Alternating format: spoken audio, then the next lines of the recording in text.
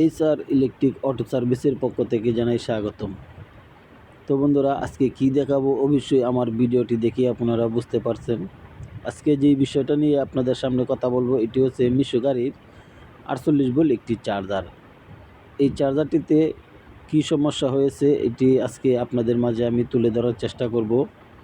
তো দেখুন, আমার এই চার্জারটিতে কিন্তু কোনো প্রকার লাইন নেই, অর্থাৎ আমরা যখন এসি কর্ডটি কারেন্টে দিতেছি তখন কিন্তু আমার চার্জারটিতে কোনো লাইন আসতেছে না। তো বন্ধুরা, দেখতে পাচ্ছেন আমার হাতে যে এসি কর্ডটি আছে, আমি কিন্তু এই এসি কর্ডটি সিরিজে সংযোগ দিব। আমরা সিরিজে সংযোগ দিয়ে দেখব আমার লাইন আসে কিনা। তো আমি সিরিজে লাগিয়ে নিতেছি। দেখুন, আমি সিরিজে লাইন দেওয়ার পর এখন দেখুন এই যে আমার সামনে কোনো সিগন্যাল কিন্তু শো করতেছে না। তো এই সমস্যাটি কী কারণে হয় এটি আজকে আমি দেখাবো আর দেখানোর চেষ্টা করব। তো আমি সিরিজ লাইনটি কারেন্ট থেকে খুলে নিলাম। এখন আমরা এই যে চার্জারের যে নাটগুলি আছে, উপরের যে কাভারটি আছে, আমরা স্টার মারতুল দ্বারা আমরা এই কাভারটি খুলে নিব। খুলে নিয়ে দেখব আমাদের ভিতরে কি সমস্যা হয়েছে। অবশ্যই আমার পাশে থাকুন। তো দেখতেই পাচ্ছেন আমার নাটগুলি খোলা শেষ। এখন আমি কিচিংটি অলকস্তে উঠিয়ে নিব। উঠানোর পর আমরা চার্জারটি দেখুন, আমি চার্জারটি দেখতেছি কি আমার কোনো সমস্যা আছে কি না। এদিক থেকে একটা ফিউজ আছে, এখানে দেখুন জাম্পারিংও দেওয়া আছে। তো আমরা প্রথমত এই ফিউজটি খুলে নিব। ফিউজটি খুলে নিয়ে দেখব আমার ফিউজটি কি ঠিক আছে কি না। যদি আমার ফিউজটি ঠিক থাকে তাহলে বুঝবো যে আমাদের অন্য সমস্যা এখানে রয়েছে। তো দেখুন, আমার ফিউজটি কিন্তু সম্পূর্ণ ভালো আছে। তাহলে এখন আমরা কি করব, আমরা একটু এসি যে কর্ডটি আছে, আমরা এই এসি কর্ডটি কিন্তু মেপে নিব। অবশ্যই মেপে নিব, কেননা যদি আমরা মিটার দ্বারা এটা মেপে নিব, যদি আমরা মিটার দ্বারা এটা মেপে না নিই তাহলে আমরা বুঝতে পারবো না যে আমার কি তারে কোনো সমস্যা আছে না অন্য কোনো সমস্যা আছে। কথা বলছি।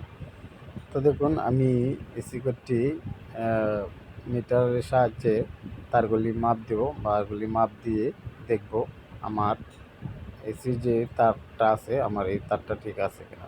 যেমন আমি একটিতে মাইনাস রাখলাম আর একটিতে প্লাসটি হাতে নিয়ে আমি একটি তারের মাথায় ধরতেছি।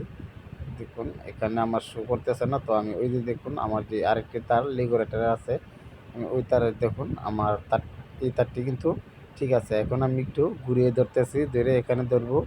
দেখুন, আমার এসি যে লাইনটি আছে, এসি যে তারটি আছে, আমার এই তারটি কিন্তু ঠিক আছে। তো বন্ধুরা দেখুন, আমি মিটারটি এসি 1000-এ সিলেক্ট করে নিলাম। এখন আমরা একটু ভোল্টেজটা মাপ দিব, যে ভোল্টেজটা এদিকে যাচ্ছে কিনা। তো দেখুন, আমি যখন মিটারটি দিয়ে মাপ দিতেছি তখন কিন্তু দেখুন আমার কিন্তু ভোল্টেজ ঠিকই দেখাইতেছে। তো ভোল্টেজ দেখানোর পরেও কেন আমার সিগন্যালগুলি দিতেছে না আসলে, তাহলে আমরা বুঝতে পারলাম আমাদের এই এসি সাইডে অর্থাৎ ইনপুট সাইডে আমার কোনো সমস্যা আমি খুঁজে পাইনি। আমরা আউটপুট সাইডে আমার সমস্যা। তাহলে আমরা এখন আউটপুট সাইডেই কাজ করব। আমরা দেখব আউটপুটে কি কি সমস্যা আছে। তো আমি সে লাইনটি খুলে নিলাম। এই লাইনটি খুলে নিয়ে এখন আমরা আউটপুটটি চেক দেব। তো দেখুন, আমি আউটপুটটি চেক দেওয়ার জন্য আমি একটু তারগুলি দেখতেছি যে আমার যে ডিসি যে পেছানো আছে তারটি, এই তারটির মাথাগুলি ঠিক আছে কি না। অর্থাৎ আমার এসি সেকশনে ভোল্টেজ আছে, ডিসি সেকশনে ভোল্টেজ নেই। তাহলে আমরা দেখব এটি সমস্যা আছে কি না।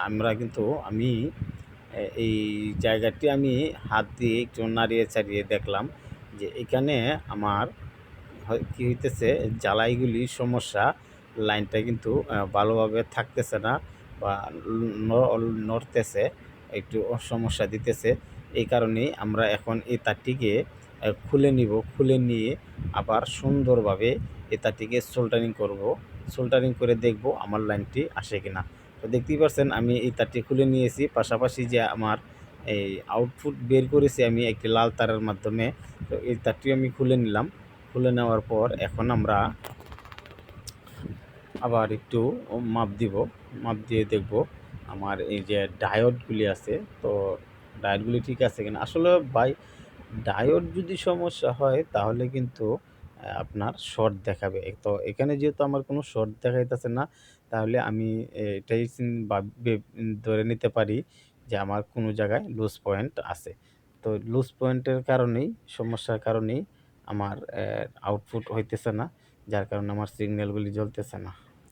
তো বন্ধুরা দেখুন, আমি যে তারটি খুলে নিয়েছিলাম এই তারটিকে এখন সুন্দরভাবে একটু আমরা জ্বালাই করে দিব। লাইন বাড়িয়ে সুন্দরভাবে জ্বালাই করে দিব, যেন লুজ পয়েন্ট না মারে বা কোনো জায়গায় ফেটে ফুটে না যায়, কোনো জায়গায় কোনো সমস্যা না হয়। আপনারাও এই জিনিসগুলি একটু ভালোভাবে দেখে খেয়াল করে কাজগুলি করবেন। অবশ্যই এখানে কিন্তু বড় কোনো সমস্যা না, বড় কোনো জটিল কোনো সমস্যা না। সামথিং একটু সমস্যা, যদি আপনারা একটু ভালোভাবে ফলো করেন, দেখেন কোন জায়গায় কি সমস্যা হয়েছে, কোথাও লুজ আছে কিনা, কোথাও সমস্যা আছে কিনা। তো দেখুন আমি জ্বালাই দিয়ে দিতেছি।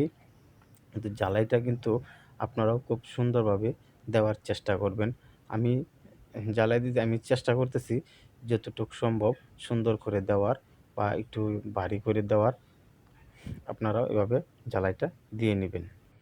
তো বন্ধুরা দেখতেই পারছেন আমি জ্বালাইটা দিয়ে দিলাম।